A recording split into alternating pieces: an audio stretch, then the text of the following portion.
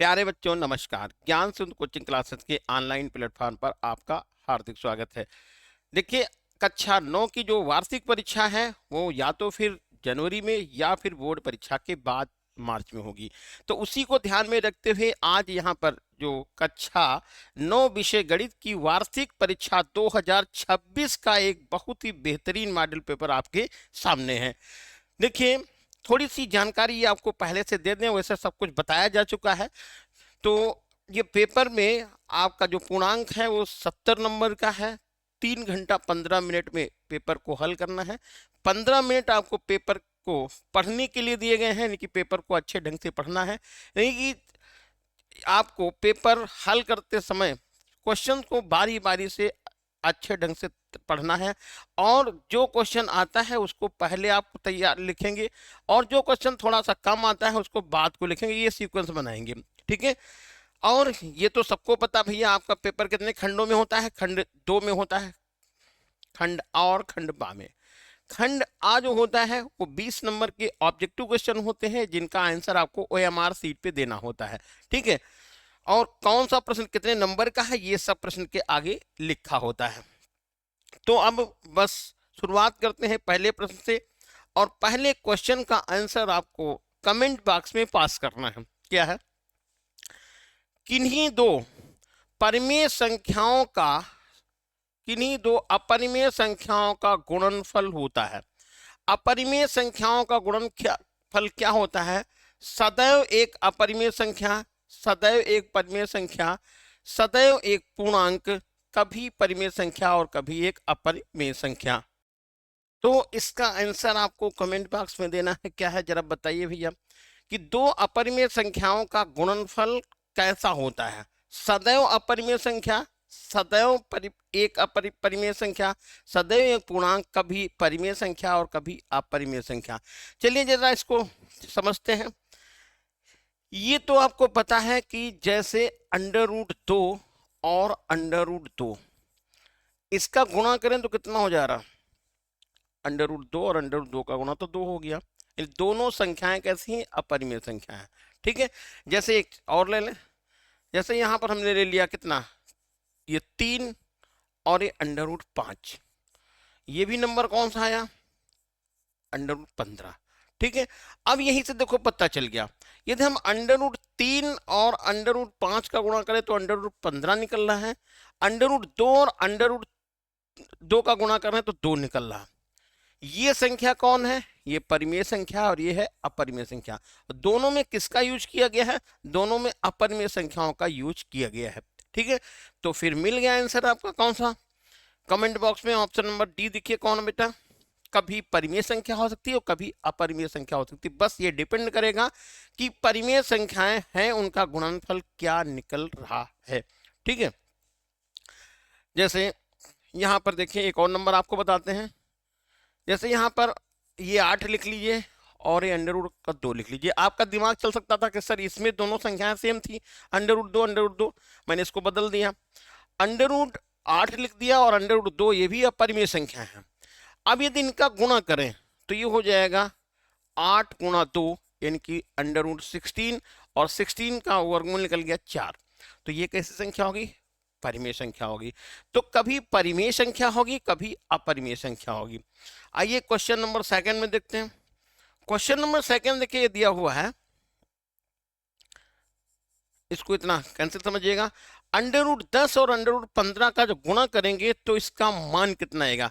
तो देखो यहां पर इसको लिखते हैं 150। कहां से आया? √10 और 15 का गुणा हो गया 150। इस 150 को आप लिख सकते हैं 25 गुणा 6, 25 का वर्गमूल हो गया 5, √ बचा 6। दिखाइए आंसर कौन सा आ रहा है? 5 √6, ऑप्शन नंबर ए हो जाएगा। अगला नंबर देखिए क्या है, बहुपद 10 की घात कितनी होती है? बहुपद 10 की घात बताना है कितनी है। बहुपद 10 लिखा हुआ है तो 10 को हम ऐसे लिख सकते हैं 10x की पावर 0, 10x की पावर 0, तो x की पावर 0 1 हो गया, और इसमें 10 तो पहले से था ही। तो कितना इसकी घात हो जाएगी? कौन सा ऑप्शन ए होगी या ऑप्शन बी, फिर ऑप्शन सी या फिर ऑप्शन नंबर डी? तो देखिए इसका राइट आंसर हो गया ऑप्शन नंबर बी शून्य। चलिए आगे बढ़ जाते हैं। बहुपद 7x² plus 8x³ plus 1 plus 2x का मानक रूप कौन है? मानक रूप लिखने के लिए क्या करेंगे, पहले x की घात सबसे ज्यादा, फिर उससे कम, फिर उससे कम और फिर सबसे कम। तो जरा देखिए कौन सा क्रम इसमें आ रहा है।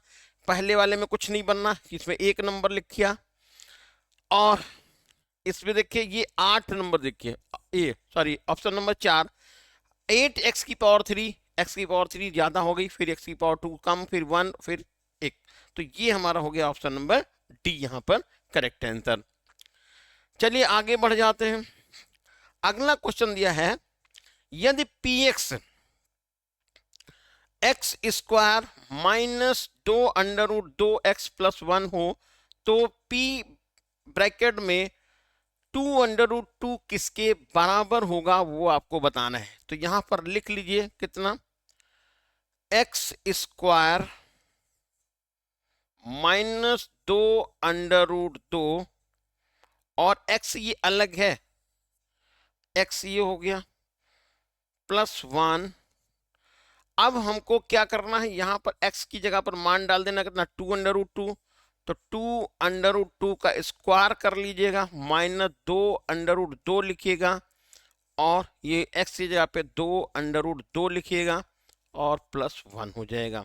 ठीक है, अब देखिए इसको चाहे आप लिखिए तो ये 2 का स्क्वायर 4 हो गया, √2 तो 2 हो जाएगा, तो 4 और 2 का गुणा हो जाएगा 8, तो यहाँ पर 8 लिख लीजिएगा। इसमें माइनस निशान लगाइए, 2 और 2 का गुणा 4 हो गया, √2 और √2 का गुणा तो 2 हो गया, 4 दूनी 8 ये भी बन गया, और प्लस का 1 हो गया। आ गया आंसर कौन सा, ऑप्शन नंबर बी 1 हो गया।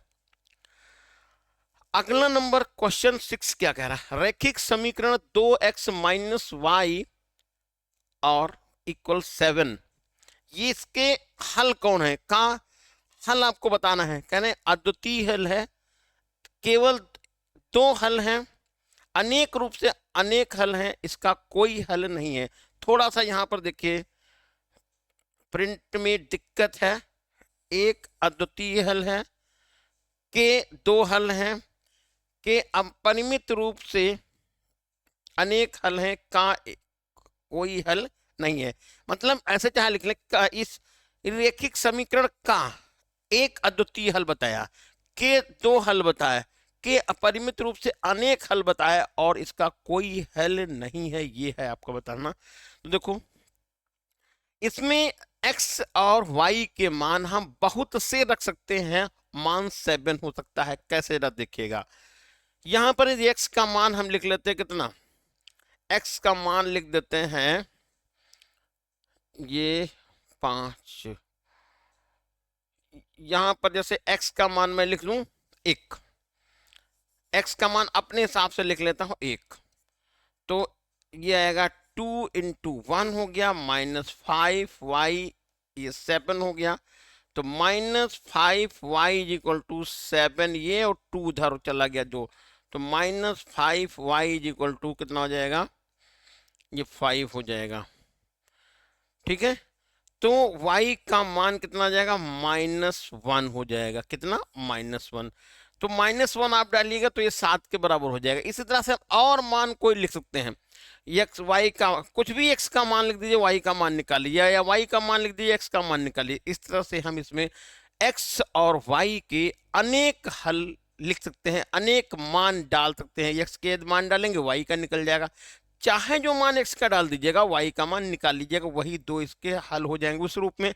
फिर और आगे बढ़ेंगे तो इस तरह से इस समीकरण में अनेक हल हो जाएंगे, वो भी कैसे, अपरिमित रूप से। तो यहां पर ऑप्शन नंबर सी करेक्ट होगा।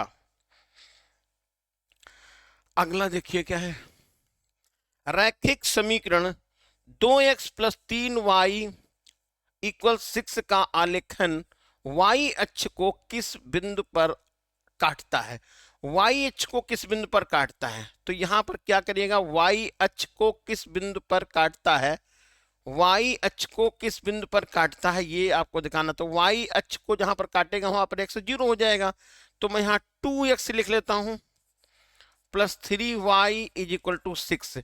यहाँ x का मान आप 0 दिखा दीजिएगा, प्लस 3y इक्वल 6 हो जाएगा। तो 3y इक्वल 6 हो जाएगा, कैंसिल करिए 2 हो जाएगा, y का मान 2 निकल गया। तो 0,2 मान निकल गया। कौन सा यहाँ 0,2, तो ऑप्शन नंबर यहाँ पर डी हो जाएगा 0,2। ठीक है, क्यों? क्योंकि यहाँ पर कहा गया आलेख x अक्ष को निम्नलिखित में से किस बिंदु पर काटेगा। तो x अक्ष को जहां पर काटे, सॉरी y अक्ष को जहां पर काटेगा वहां पर x की वैल्यू 0 हो जाएगी। अगला नंबर क्या है, एक शंकु की त्रिज्या 4 सेंटीमीटर है और तिर्यक ऊंचाई है 5 सेंटीमीटर, इसका आयतन बताइए। तो देखो तिर्यक ऊंचाई L दिया हुआ है 5, त्रिज्या दे रखी है 4, हमको हाइट पता करना, विदाउट ऊंचाई के हम आयतन नहीं निकाल सकते हैं। तो फार्मूला आपका बनता है L square equal R square plus H square. क्या फार्मूला होता है, L square is equal to R square plus H square. L का मान यहां पर 5 लिखेंगे और R का मान है 4 लिख देंगे, H का मान हमको निकालना है। तो ये आपका 25 से जो है होएगा, इधर का 16 होगा, इधर हम H लिख देंगे, ये आ जाएगा आपका 9। तो H का मान √9 हो जाएगा, यानी अंडर रूट में H का मान 3 निकल जाएगा। ठीक है, तो H का मान निकल गया, हमको अब निकालना है आयतन। तो शंकु का आयतन सूत्र होता है 1/3 पाई R स्क्वायर H। 1/3 लिखिए पाई, और R के स्थान पे कितना लिखना है, 4 लिख देना है। तो 4 × 4, और ऊंचाई कितनी आपने पता कर ली, ऊंचाई तो 3 है, यहाँ पर 3 लिखिएगा, इस 3 से 3 हटा दीजिएगा। 16 पाई यानी 16 पाई घन सेंटीमीटर हो गया। तो पहला ही ऑप्शन सही हो जाएगा, 16 पाई घन सेंटीमीटर। अगला क्वेश्चन है, किसी समबाहु त्रिभुज की मध्यिका सेंटीमीटर हो, त्रिभुज की मध्यिका सेंटीमीटर में हो तो उसका क्षेत्रफल होगा। अब यहां पर एक दिक्कत आ रही, किस मध्यिका कितनी बताई है ये नहीं पता। तो यहाँ पर मध्यिका x सेंटीमीटर फिलहाल हम मान लेते हैं और आंसर देख लेते हैं कितना होता है। ठीक है, तो मध्यिका x सेंटीमीटर है तो उसका क्षेत्रफल कितना होगा वो आपको निकालना है। ठीक है, तो जैसे समबाहु त्रिभुज ये मैंने बना लिया है, ये समबाहु त्रिभुज बन गया A B C। तो मध्यिका ये कितनी दे रखी, x दी है, ये वाली, इसका मान x दिया हुआ है।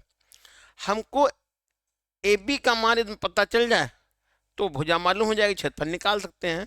तो AB का मान आप x लिख लीजिएगा फिलहाल। ठीक है, इस वाले एंगल को कितना लिखेंगे, 60 अंश लिखेंगे, क्योंकि समबाहु त्रिभुज का प्रत्येक कोण कितना अंश होता है, 60 अंश होता है। तो यहां पर लिख दीजिएगा sin 60,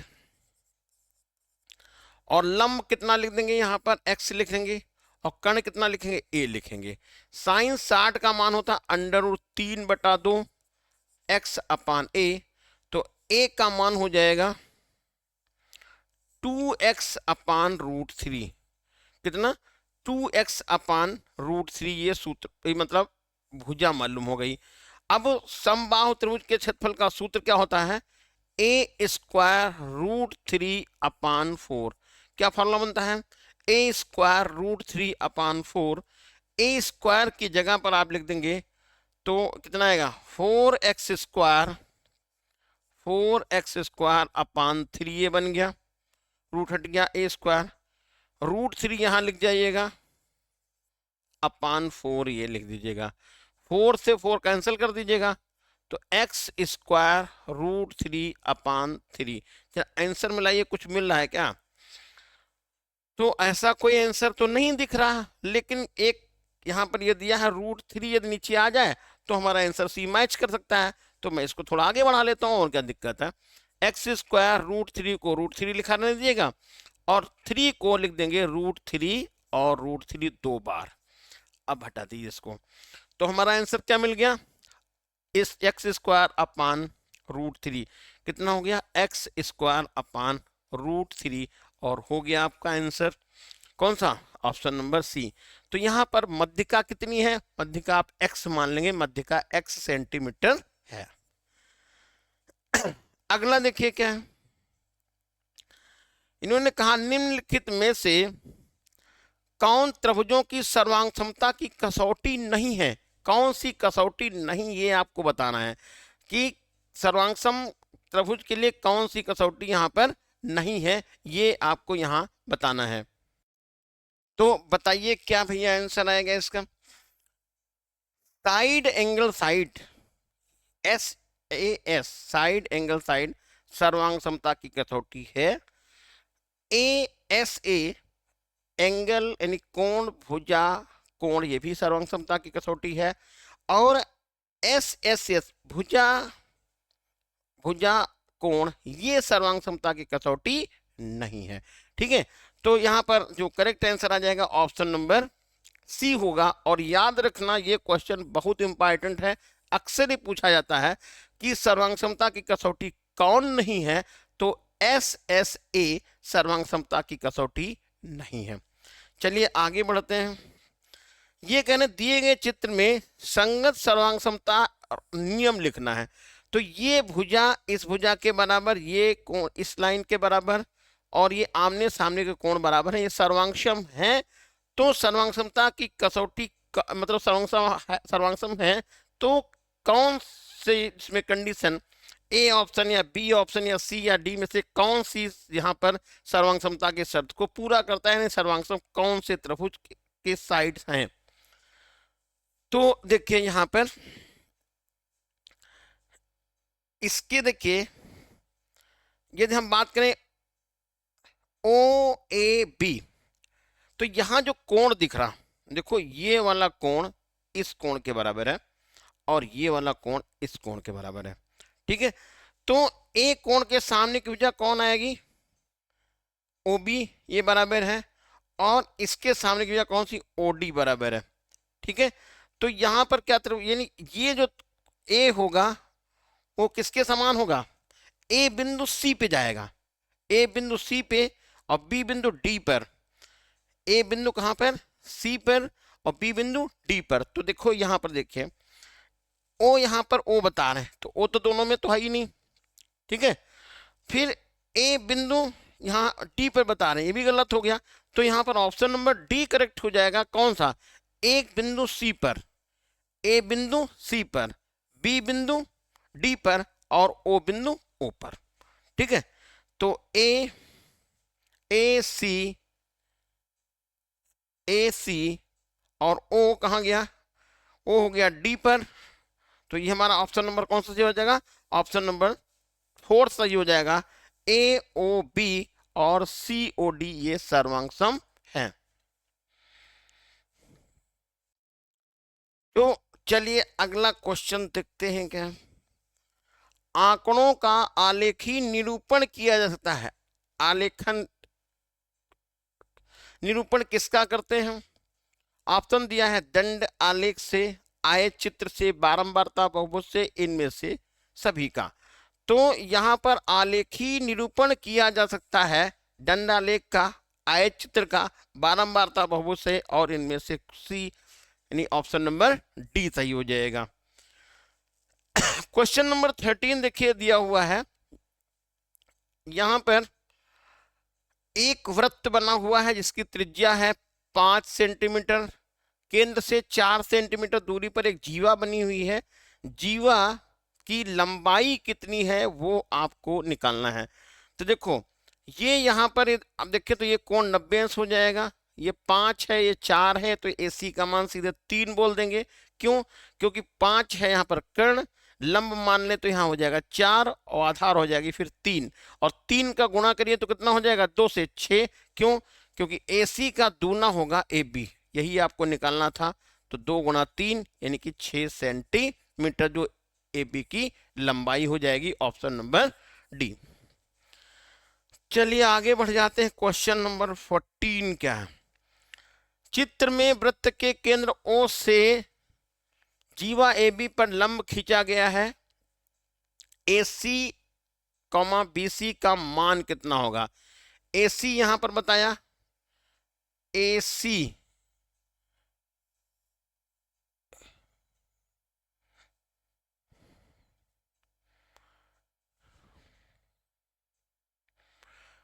केंद्र O से जीवा पर लंब OC खींचा गया है, तो ये इसका मान पूछा है। AC और BC का क्या मान होगा? तो AC और BC का मान क्या होगा? जब लंब डालेंगे तो जीवा को दो बराबर भागों में डिवाइड करेगा, जैसा कि अभी इसके पहले ही सवाल आपने लगाया है। जब दो बराबर भागों में डिवाइड करने का मतलब 1:1 हो जाएगा, 2:2 हो जाएगा, 3:3 होगा, 4:4 हो जाएगा। तो इस तरह से यहाँ पर देखिएगा कौन सा ऑप्शन मिल रहा, तो देखिए ऑप्शन नंबर C सही हो जाएगा। समान अनुपात मतलब 1:1। क्वेश्चन नंबर 15 कह रहा 4,4 इनमें से किस रेखा का हल है? तो आपको क्या लिखना है, इन जो ऑप्शन है इन ऑप्शन में क्या करिए, 4,4 एक्स की जगह पे 4 लिख दीजिएगा, वाई की जगह पे भी 4 लिखिएगा, जो बैलेंस कर जाए वही आपका आंसर हो जाएगा।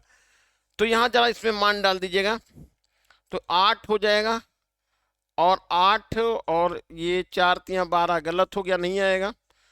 तो यहां देखिएगा, इसको डालिए, 4×2 8, और ये भी हो गया। यहां देखिए तो मान डाल दीजिए, यहाँ पे देखिए हम यहाँ डाल रहे 3×4 प्लस 2×4 16 हो जाएगा। जरा देखो क्या है, 4×3=12 हो गया है, और ये 8 हो गया, ये तो 20 आया, ये तो बैलेंस नहीं हो रहा। जरा इसको देखिएगा, 8×4 ये लिख लीजिएगा, प्लस 3×4, जरा देखिए कितना आ रहा, तो 8×32 और 12, यह भी नहीं आएगा। अब इसमें जरा चेक करिएगा, 2×4 माइनस 3×4 कितना आ रहा, जरा देखो, ये 8 ये हो गया, और 12 ये हो गया, घटाएंगे तो -4, बस मिल गया आंसर। बस यही तो करना था कि आपको इन ऑप्शन में से x की जगह पे 4 और y की जगह पे 4 लिखना था। जो इसको बैलेंस कर जाए वही आपका आंसर है, जो संतुष्ट कर जाए वही इसका आंसर है। तो देखो यहाँ पर -4 आ रहा, तो ये -4 आ गया, इसलिए यहाँ पर जो राइट आंसर होगा वो ऑप्शन नंबर C हो जाएगा।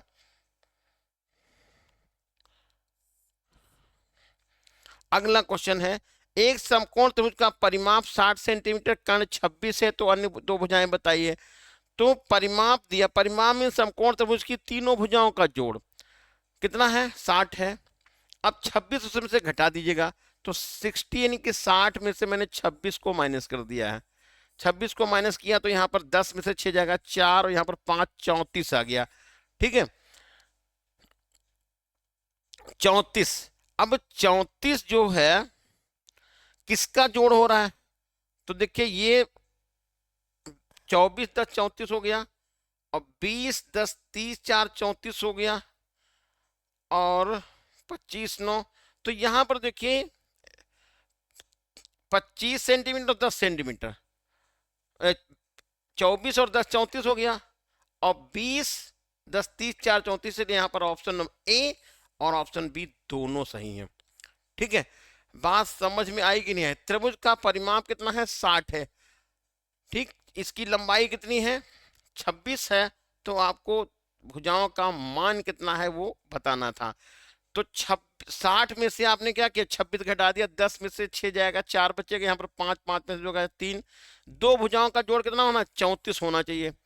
अब दो भुजाओं का जोड़ 34 होगा, तो ये 20 24 10 कितना हुआ, 34 हो गया, और 30 20 10 30 4 34, हाँ ठीक है, ये दोनों सही है। तब तो जब एक ही मान तो दिया, आगे पीछे घुमा के दिया हुआ, यहाँ पे 24 दिया हुआ है, 10 34 होता है, और 20 और 14 34 होता है, ठीक है।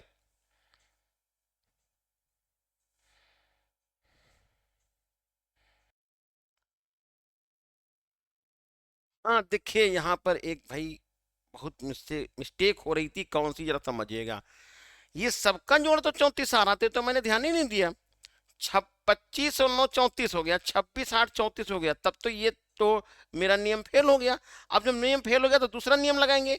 दूसरा नियम क्या होता है, कर्ण का स्क्वायर इज इक्वल टू लंब स्क्वायर प्लस आधार स्क्वायर।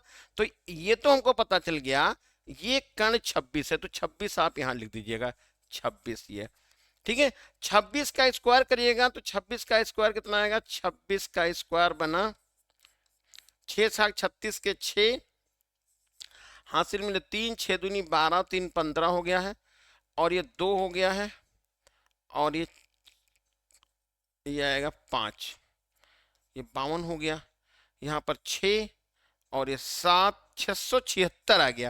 यानी कि कर्ण का वर्ग किया तो 676 आ गया। अब हाँ, यहाँ पर क्या नियम लगाएंगे ये जरा समझिएगा। देखिए बहुत बड़ी गलती हो रही थी, जल्दबाजी में ऐसा हो गया था। तो 676 ये बन गया। ये मैंने देखा नहीं था, सबका जोड़ यहाँ पर जो है 34 आ रहा था। अब 676 तो ये मिल गया। अब इन जो भुजाओं का हम वर्ग करें और दोनों को जोड़ें तो ये 676 मिल जाता, तो वही भुजा हमारी बन जाएगी। तो जब पहले को ट्राई करते हैं तो ये आएगा कितना, ये होगा 24 का स्क्वायर जरा करिएगा, तो 24 का स्क्वायर तो 576 होता है, 576, और 10 का स्क्वायर कितना बन गया, 10 का स्क्वायर 100 हो गया। तो 576 और 100 कितना हो गया, यहाँ जोड़ दीजिएगा, ये 676, बस मिल गया भैया सही आंसर, ये हो जाएगा 676। तो इस तरह से राइट आंसर हमारा मिल गया ऑप्शन नंबर ए। और कोई नंबर का वर्ग करेंगे तो ये 676 नहीं आएगा, चेक कर लीजिए। चाहे 20 का वर्ग 400 हो गया, 14 का हो गया 196, तो 400 200 600, ठीक है, 696 नहीं बनेगा, तो फिर बस यही गड़बड़ हो गया और हमारा ऑप्शन नंबर ए सही हो जाएगा। चलिए, दो भिन्न रेखाओं से ओवनिष्ठ बिंदुओं की संख्या कितनी होती है, दो अलग अलग रेखाएं होती है, उनका कॉमन बिंदु कौन होता है, कॉमन बिंदु केवल एक होता है, ठीक है, जहां पर वो दोनों एक दूसरे को क्रॉस करती हैं। अगला नंबर क्या है, तो इस तरह से यहां पर ऑप्शन चला जाएगा ए। अब देखिए अगला क्वेश्चन क्या है, x तथा y का मान बता। तो x और y के मान क्या होंगे, देखो 80 ये लिखा हुआ है, तो ये मान 50 का हो जाएगा, और ये 50 का कहां से आया सबको पता चल गया है, क्योंकि x है तब उसके तीनों कोणों का जोड़ होता है 180। तो 180 में से 80 घटा दीजिएगा तो बचेगा 100, 100 को बराबर वाला डिवाइड कर दिएगा तो 50 50 ये निकल गया। और ये देखिएगा 180 होता ना, यहाँ तक का कौन 50 निकाल 130 आ जाएगा। तो देखिए ऑप्शन कौन सा तैयार है, बी ऑप्शन तैयार, 50 और 130। चलिए आगे देखते हैं।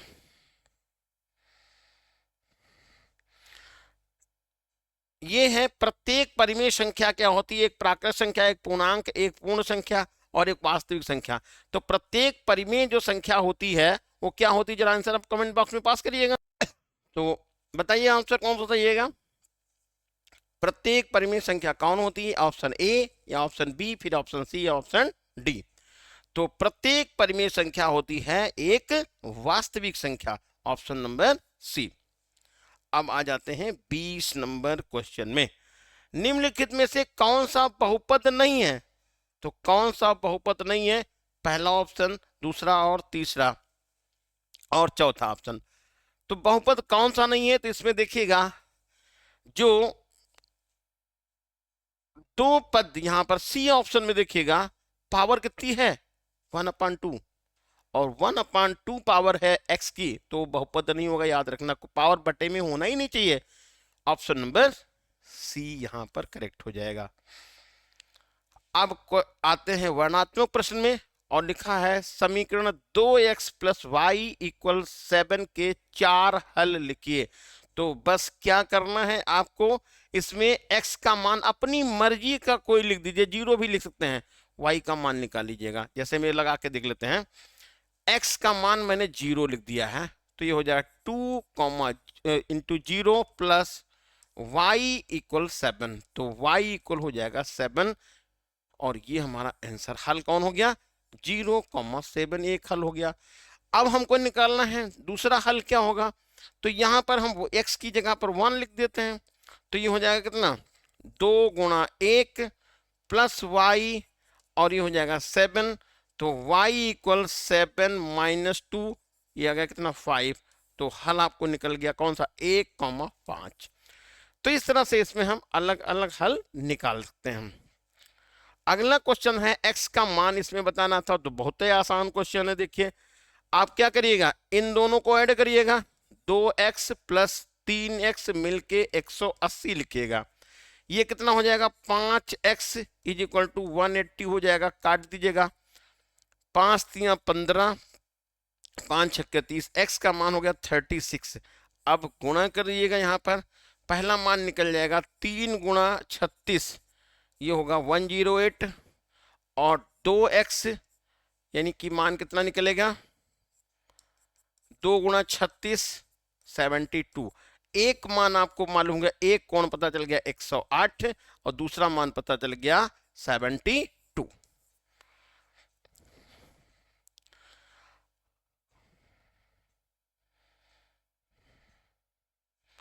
अगला क्वेश्चन देखिए, संलग्न चित्र में कह रहे ABCD एक चतुर्भुज है। इसमें AC जो है AC और AD क्या है बराबर है, और AB जो कोण A को क्या कर रही है समद्विभाजित करती है। तो त्रिभुज ABC और त्रिभुज ABC और ABD के बारे में आप क्या कह सकते हैं, तो दोनों त्रिभुज सर्वांगसम हैं।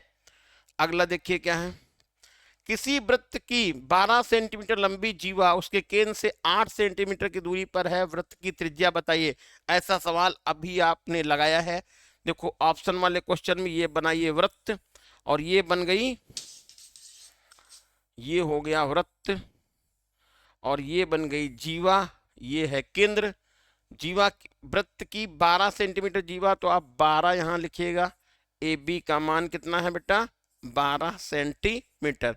ऐसे लंब ड्रॉ करिएगा, इसको D लिख दीजिएगा, तो AD का मान कितना हो जाएगा 6 सेंटीमीटर। यहाँ O लिख लीजिएगा। त्रिज्या कितनी है 8 है, तो ये 6 और ये 8, आपको OD का मान निकालना है। तो देखिए 6 8, एक मिनट, 12 सेंटीमीटर लंबी जीवा केंद्र से 8 सेंटीमीटर दूरी पर, एक मिनट, 12 सेंटीमीटर लंबी जीवा केंद्र से 8 सेंटीमीटर की दूरी पर है। ये हाँ ये ठीक है, 12 सेंटीमीटर लंबी जीवा, त्रिज्या निकालनी थी, देखिए गलती हो रही थी, त्रिज्या निकालनी थी। तो ये देखिए 6 8 और 10 का कॉम्बिनेशन होता है। यदि त्रिभुज की एक भुजा 6 है, दूसरी भुजा 8 है, तो तीसरी भुजा 10 हो जाएगी। ये बात ध्यान रखिएगा। कहाँ से आए हैं, समकोण त्रिभुज में कर्ण का स्क्वायर 10 का स्क्वायर इक्वल 8 का स्क्वायर प्लस 6 का स्क्वायर, तो यहाँ पर सीधे 10 लिख देते हैं, वही आपका आंसर आएगा। आप लगा लीजिए आराम से। अर्धवृत्त, हाँ ये सवाल लिखना है, 10x square plus 3x minus 4 के गुणनखंड बताइए। तो यहाँ लिख लीजिएगा 10x square plus 3x minus 4, 10 चौके 40 हो गया। अब 40 के ऐसे दो टुकड़े करिए जिनका अंतर 3 हो जाए, तो क्या आएगा 8 पंचे 40, और 8 में से 5 घटाएंगे तो 3 बचेगा। बस तो लिख जाइएगा यहाँ पर 10x square plus 8 minus 5x minus 4, और आगे इसको हल कर लीजिएगा और यही आपका आंसर निकल जाएगा। अर्धवृत्त में स्थित कोण समकोण होता है, इसको आपको सिद्ध करना, बहुत छोटा सा डेरिवेशन है। निम्नलिखित में किन्हीं 5 खंडों को करना है, ये आपको दिखाना है। 2 प्लस 2 अंडर रूट 2 एक अपरिमेय संख्या है, तो यहाँ पर 2 परिमेय संख्या और अंडर रूट 2 अपरिमेय संख्या, इसको दिखाना है कि ये क्या है, ये दोनों का जोड़ 2 प्लस अंडर रूट 2 एक अपरिमेय संख्या होगी। अगला क्या है, के का मान बताइए। जहां पर x minus 1 px 2x square plus kx plus under root 2 का गुणनखंड है, तो आपको यहां पर लिख लेना है। देखिए 2x स्क्वायर प्लस kx और प्लस अंडर रूट 2, यहाँ पर x minus 1 is equal to 0, x बराबर 1 रख दीजिएगा। तो कितना आ जाएगा 2 1 का square plus k 1 plus under root 2, ठीक है, और इक्वल क्या हो जाएगा 0 हो जाएगा। ये हमारे पास 2 आएगा, प्लस का k हो जाएगा, प्लस अंडर रूट 2 हो जाएगा, और इक्वल 0 हो जाएगा। Under root 2 equal 0। तो के ये आएगा -√2 और -2, तो के ब्रैकेट में माइनस कॉमन ले लीजिएगा, 2 + अंडर रूट 2 हो गया यही आंसर। अगला नंबर बताइए, निम्नलिखित हलों में से कौन सा इस समीकरण के हल हैं, कौन से समीकरण के हल नहीं है। तो x - 2y = 4 ये लिखना है, और इसके हल कौन है कौन नहीं ये बताने 4 ऑप्शन में से। तो मैं यहाँ पर x - 2y लिख लेता हूँ, बराबर 4 लिख दिया है। x की जगह पे 2 लिख दो, यहाँ पर 2,0 लिखना है। ये होगा x का मान, ये होगा y का मान, है कि नहीं आपको बात को पता कर चलेगा। यहाँ 2 लिख लीजिएगा, माइनस का 2 × 0 लिखिएगा, देखो, और बराबर कितना हो गया 4। अब यहाँ पर 2 = 4, ये बराबर नहीं है, इसका मतलब ये गुणनखंड इसके नहीं है। अगला देख लीजिए, यहाँ पे ये लिखा है, ये x हो गया, ये y हो गया, ये 4 - 2 × 0 = 4 हो गया है। तो 4 = 4 ये हो गया, इसका मतलब ये क्या है, हल है। इसी तरह से आप इसको ढूंढ लेंगे कौन हल है और कौन हल नहीं है। चलिए आगे और बढ़ जाते हैं। ये दिखाना है आपको कि ये 40 अंश है, 95 अंश है, ये 75 अंश है। तो यहाँ पर SQT का मान, SQT इसका मान आपको बताना है। तो देख लीजिए फटाफट, ये 95 और ये कितना है 40 है, इन दोनों को आप जोड़ लीजिएगा। तो ये हो गया 95 और ये हो गया 40, ये आपका 5 और 9 4 13, 135 हो गया।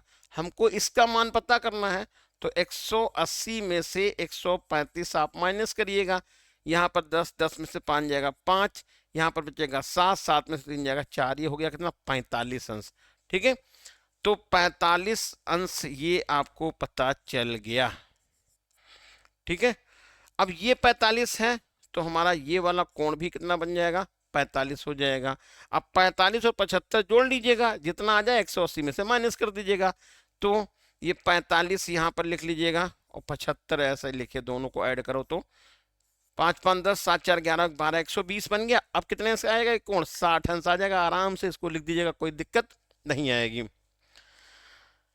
अगला क्वेश्चन दिया है 3/4 और 4/5 के बीच में 5 जो है परिमेय संख्याएं लिखनी है। तो बस यहाँ पर क्या कर देना है, 3/4 यहाँ लिखा था, तो 3/4 में यहाँ लिख लेता हूँ, ये 3/4 हो गया है। और 4/5 ये लिखना है। अब इन दोनों के हर को बराबर कर लेना है, जब हर बराबर हो जाए तो भी इसकी परिमेय संख्या आराम से आप निकाल सकते हैं। तो यहाँ पर आप 4 यहाँ पर 5 लिख दीजिएगा, ऊपर नीचे से गुणा करिएगा। यहाँ पर 4 से ऊपर नीचे गुणा कर दीजिएगा। तो ये कितना बन जाएगा 5 × 3 = 15 और 4 × 5 = 20। इधर देखिए 4 चौके 16 और ये 20 हो गया। अब यहाँ देखिए इनके बीच के गैप मिल गया 4, 16/20, 17/20, 18 नहीं, अच्छा 16 ही आ रहा ना। तो हमारे ये 15 और 16 4 निकालना था। तो अब आगे बढ़ा लीजिए, बस यहाँ पर देखो हमारा मान निकल गया 15/20 ये हो गया है, और 16/20 ये हो गया। अब क्या करिए, यहाँ हम 2 से केवल इसको गुणा कर लेते हैं, एक एक को गुणा करिएगा। तो 30 बटे कितना हो गया है 40, और यहाँ भी मैं 2 से इसको गुणा कर दूं तो कितना बन जाएगा 32/40 हो गया है। ठीक है, तो इसके बीच में नंबर नहीं मिल पा रहे।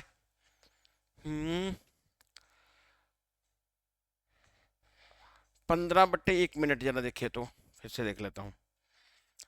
ये था 3/4 और 4/5 के बीच 5 परिमेय संख्या बतानी थी। तो पहले यहाँ पर 3/4 लिख लीजिएगा और 4/5 यहाँ करिएगा।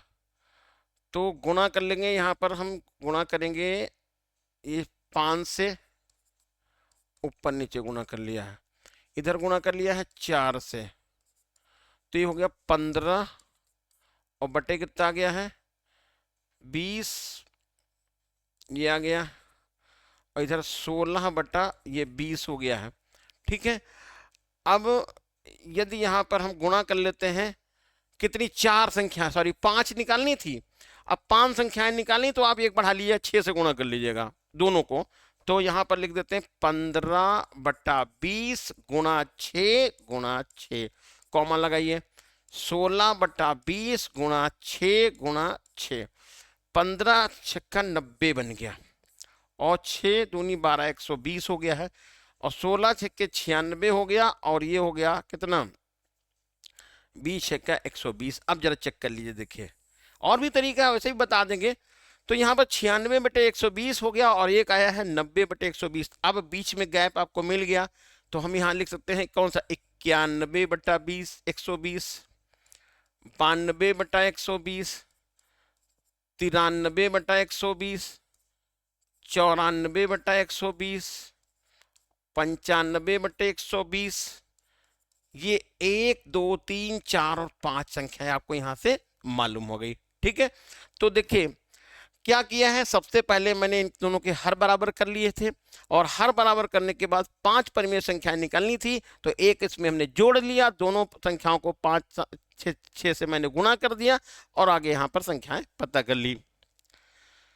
किसी वृत्त की जीवा वृत्त की त्रिज्या के बराबर है, लघु जीवा द्वारा दीर्घ लघु चाप के किसी बिंदु पर अंतरित कोण ज्ञात कीजिए। दीर्घ चाप द्वारा किसी बिंदु पर भी अंतरित कोण भी आपको निकालना है। अगला देखिए, सर्व समीकरण को का प्रसार करना है, नहीं a + b + c का होल ऑफ स्क्वायर लिखना है। अगला क्या है, देखिए निम्नलिखित में से किसी एक खंड को हल करना है। सिद्ध कीजिए यदि किसी एक समकोण त्रिभुज का कर्ण उसकी एक भुजा दूसरे समकोण की त्रिभुज के कर्ण और संगत भुजा के समान हो, दोनों त्रिभुज सर्वांग सम होते हैं। सर्वांग समता का रूल यहां पर आपको अप्लाई करना है। यदि एक वृत्त की जीवा यदि वृत्त की दो समान जीवाएं वृत्त के अंदर प्रच्छेदित करें, तो सिद्ध कीजिए एक जीवा दूसरी जीवा के संगत खंड आपस में बराबर होते हैं। ये लगाना है। फिर अगला यहाँ पर क्वेश्चन जो दिया है, x का मान दिया हुआ है, इसकी बात निकालनी है। तो x का मान कितना दिया हुआ है, 3 + √8 दिया हुआ है, और आपको x² + 1 पाए, तो इसका करिए x² निकाल लीजिए दोनों साइड। 3 + √8 का स्क्वायर कर लीजिएगा, तो 3 का स्क्वायर 9 हो गया, और ये 8 हो जाएगा, प्लस 3 √8 तो हो जाएगा 6 √8 हो जाएगा। 9 8 17, 17 + 6 √8, ये x² की वैल्यू पता चल गई। अब क्या करना है, x² + 1/x² लिखना है। मतलब ये कि 17 + 6 √8 एक ब्रैकेट में, और +1/17 + 6 √8 एक ब्रैकेट में। अब बस हल करके यहीं पर आंसर निकालना है।